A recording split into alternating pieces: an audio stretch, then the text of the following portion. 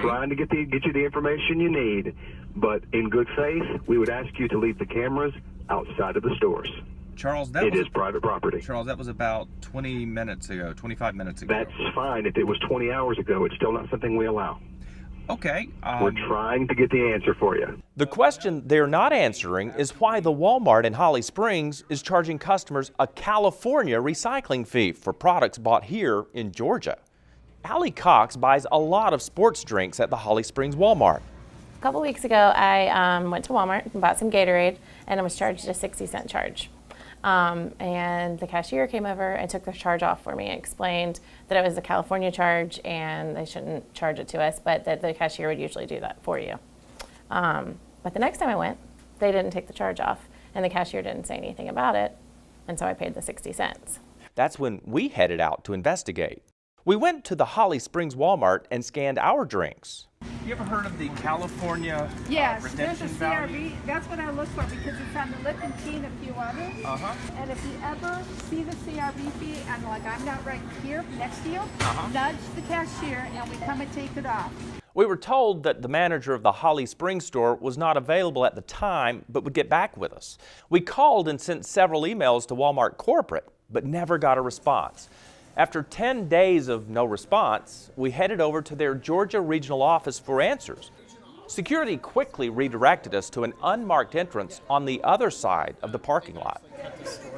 Okay. Hi there, I'm Dale Cardwell with TrustDALE TV, here to talk to someone with Walmart Corporate. Okay, I wouldn't know. You had to talk to our media relations. We've called them and we've emailed them, and they haven't responded to us. Yeah, you would have to contact them. I wouldn't know anything about it myself, so you would have to contact them. When I got back in my car, the senior manager of Walmart's media relations called me from Bentonville, Arkansas. Doing well. I got a little bit of concern right now. Do you have crews trying to walk in our stores with cameras rolling? Actually, no, not right now. I think you might. Well, that's a big no. That's a big no with us.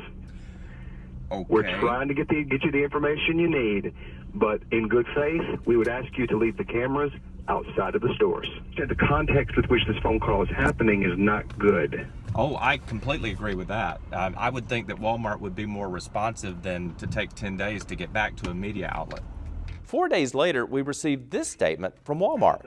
We appreciate that Mr. Cardwell brought this to our attention. We determined the incorrect charge was the result of an isolated coding error in our Holly Springs store, which has been corrected.